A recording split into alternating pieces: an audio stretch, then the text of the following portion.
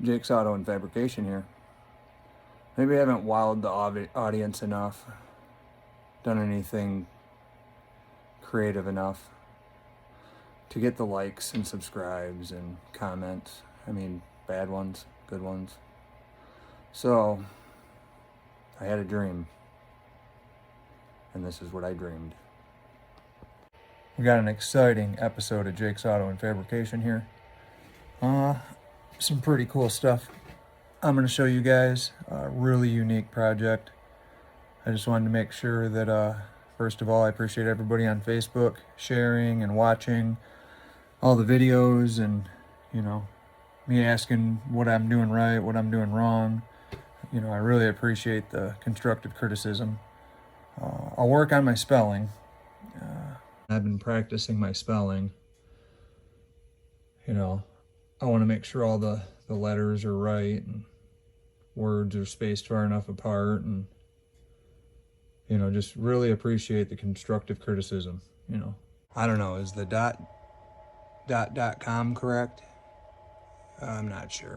.com correct? I'm not sure. So I knew it was coming. I knew I was gonna lose it. I just didn't know it would be, a day after my birthday, 35 years old. So I decided I wanted to build something I wanted. And ever since I was younger, I loved Power Wheels. Once you get older, you realize they're built like shit. They don't go fast enough. They don't climb shit. They don't really drag adults around correctly. I had my kid pulling me around on a wagon one time, and 14 stops later and 10 battery changes, I thought, they need to make these gas powered. So I, what would you say I did? Revamped the Polaris Razor Power Wheel. I worked all the bugs out of it. And the bugs being poor traction. I mean, they're plastic wheels. That's stupid.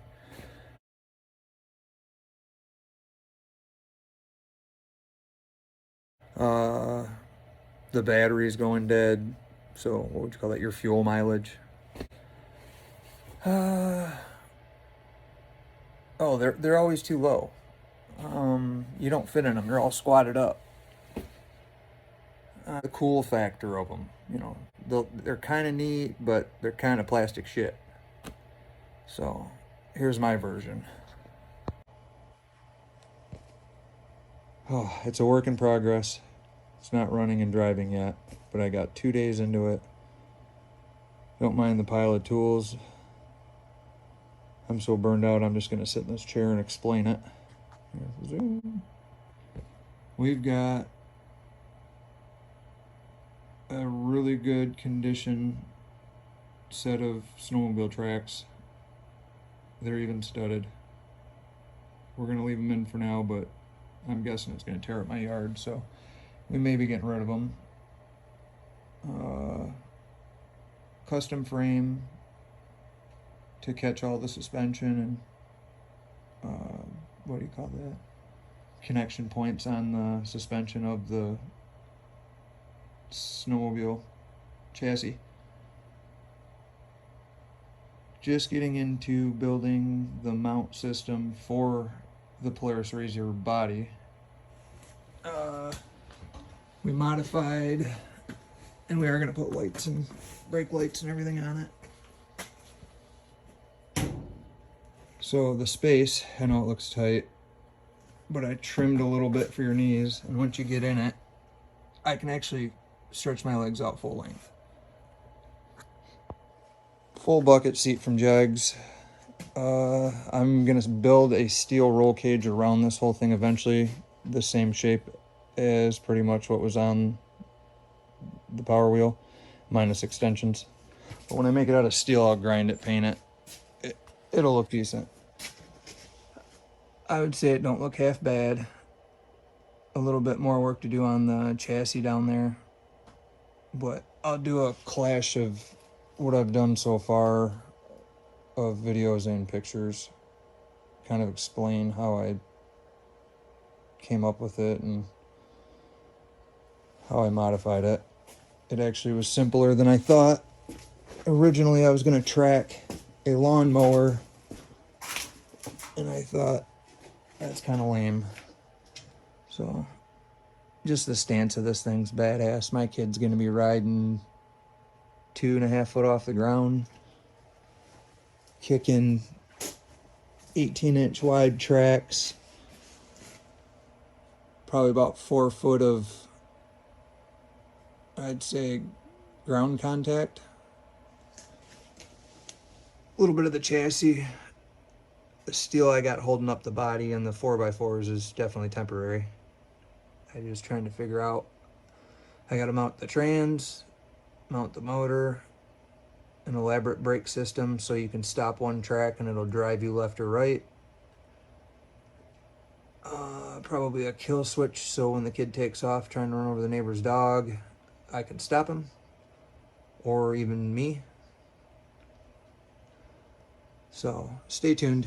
This one ought to pique some interest. You know what to do. Just hit the subscribe button.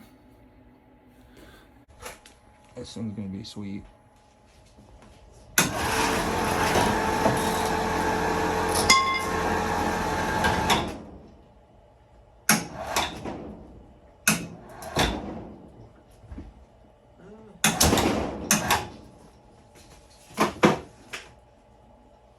That should be high enough. And I'm going to tie it off so it quits spinning because it's freaking annoying.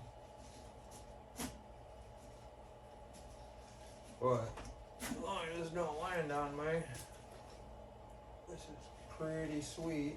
Just be able to get all the way around it. I've had it in here for several hours and it's still thawing out. Aha, maybe. Says it holds 800 pounds. I don't know, it's probably almost close to that.